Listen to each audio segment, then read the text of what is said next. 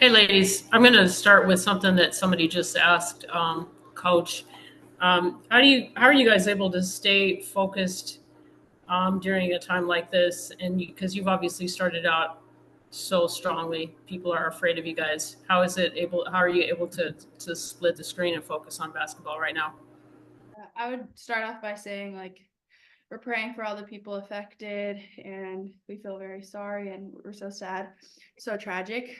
Um, but I think me personally, being from Southern California, having dealt with plenty of fires in the past, I feel like I found a way to handle it. And I think that we know that basketball is a huge part of our lives, and we came here to do something, and we're just keeping that in the front of our minds and also being safe as well. And I think just having the opportunity to remind ourselves that we get to do things like we get to come into practice, and we're so lucky that our facilities are holding up and we see blue skies here.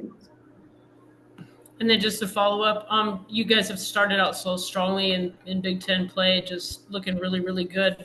What are you looking forward to going into the next segment of your season? Yeah, I think, we've had a great start to the year so far and really excited about the rest of the conference play. We know that every single time we play, we very well and we'll be ready for every play. But I think we really trust in our preparation for each game. I think we're really looking forward to this next stretch of the challenge. We've got some long road trips, we're gonna be some opportunities for us to learn and grow, and I think we always are looking forward to that. Thank you.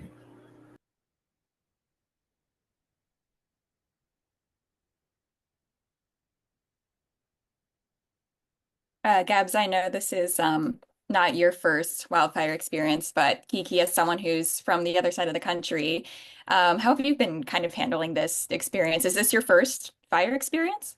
Yeah, definitely my first. Never like grew up in Washington D.C. area. We never had any big fires there. And yeah, obviously it's so devastating, just like how close it is to us. Seeing a lot of people close to this program have lost homes and have lost a lot of stuff in this fire. So it's really like praying for everyone and everyone's safety.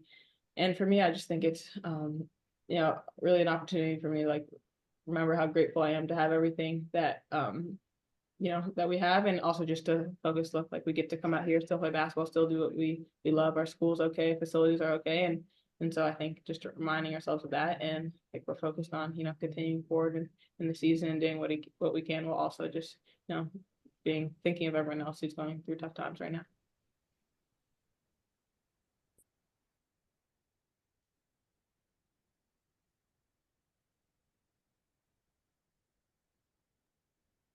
Okay, I'll keep going. You got people are afraid of you guys. What, and I know you're always working to improve because that's the way you operate. So, what is next on the plate to improve in the next segment of the season? Because I know how Corey is and how you guys are, and you're going to take it one game, 1 week at a time. Yeah, today in film, we're always talking about every day about how we can get better, and I think that's really important. Um, we're a great team, but we are a great team that needs to improve. And I think that like today in practice, just like little things like setting and using screens and rebounding and being that dominant rebounding team, we are capable of doing. And we appreciate the coaches pushing us to the best that we can, because we know that when it hits March, like it's going to be very tough, and sometimes we can get away with bad screenings because we still make shots. So it's just focusing on the little details. The coach talked about how when it doesn't hurt on the scoreboard, she needs to make sure that it hurts otherwise.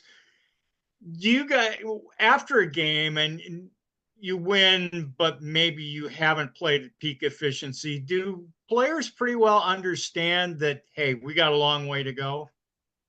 Yeah, I think as players, we definitely understand when we haven't performed our best. I mean, we're trying to really like focus on changing a lot of small little habits that, like we said, like might not hurt us in that single possession and maybe in some certain games, but we know that when it comes March and tournament time and everything, those little things in each possession are going to matter. And I think like as juniors, Gabs and I know like what it feels like to come short and what it feels like to not be able to run our offense, not be able to get looks we want to get in those two past Sweet 16 games that we played. And I think like having that mentality and remembering what that felt like really makes us on a day-to-day basis want to just hone in on fixing the little things and being the best team we can in all areas, not just you know, scoreboard, stat sheet, but just little things like screening, rebounding, all those kind of things. And kind of a follow-up. I mean, you're number one, you're undefeated and all that. How easy is it to kind of scrub that from your mind to say, okay, we got 40 minutes here, we got to do something, and not let what you've done before affect what you do in front of you and then in the future? I think we do a really good job of, like, every game is a game that we have to compete in. Every team that we play, we respect them, and they're good teams, especially in the Big Ten. And we're not thinking we're just going to win just because we have a ranking next to our name. And yeah, so we don't really think that way. We come in every game with the opportunity to get better and improve and finish out with a win. Hey, ladies, Andy Lipton. I'm curious, when you and the coach talked about, screening better, rebounding better, is that technique? Is that effort? Is that mental lapses? I think technique, we all know how to do it. We've been playing basketball long enough where we know how to screen, we know how to be creative on our rebounds, and it's just locking in and doing that. I think sometimes we can kind of get in the habit of not feeling like we have to do that every single possession just because we're still scoring at the end of the possession. So it's sometimes easy to get complacent in those areas, but that's definitely just technique and, being willing to do those things every single possession, even when, it might not seem like it's a difference maker. Gotcha. All right, thank you. What has the schedule kind of looked like the last few days? Like, when was the last time you were in class, and like, when's the last practice you had? I had an in-person class on Wednesday, and then we got back on like Monday, right? We got back on Tuesday night, right? Yeah. Yeah. Yeah. Tuesday night. We played yeah. Tuesday, got back that night, and then we had Wednesday and Thursday off. And so the people that had classes, because it was still in person, we still went. So we both had class on Wednesday. I just had one class, and then Thursday we had off as well. And they canceled class for Thursday and Friday, and now we're back practicing. How nice does it feel to be back practicing? And like, how do you kind of keep yourselves on track and focus for the next two games when like your schedule's been pretty chaotic between basketball and like life stuff lately? Yeah, it's nice to be back in the gym, especially after like 2 days off. We had a long road trip, so it was nice to get that rest. But whenever we have 2 days off, it's like we're happy to be back in the gym, practicing, competing, getting out there. We had a really good practice today. And I think it's just, we're focused on taking it day to day and just getting better. I know like playing as a team was kind of a big emphasis for you guys before you left for this last road trip. So how do you feel like you have kind of progressed in that area, and how is that going to help you against this, Penn State team coming up that looks pretty good defensively?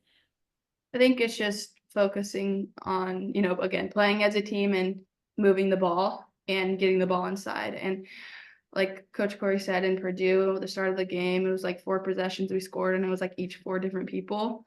And I think that's just like one example on how we're very hard to guard, and it could be anyone's night. And I think that's what we understand, and we're willing to put the team first and whatever it takes.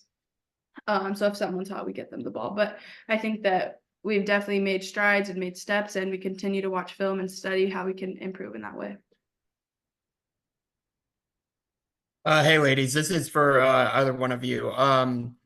I know Tamia Gardner is a new player to this program this year. What's kind of impressed you about her so far this season? Yeah, to me, it's a fantastic player. It's always really tough playing against her, so we knew she'd be a great addition to this team. But I just think everyone, how great of a shooter she is. Every single time I pass the ball, I think it's going in. But I think one thing that some of us might not have known before she came here was how great of a leader and just bringer of energy she is. She's one of the loudest talkers in the gym, really great at encourage everyone and holding that standard. So just from a skill standpoint, incredible shooter, really high IQ, but I also think there's a lot of intangibles that she brings that are really valuable to this team. All right, thank you.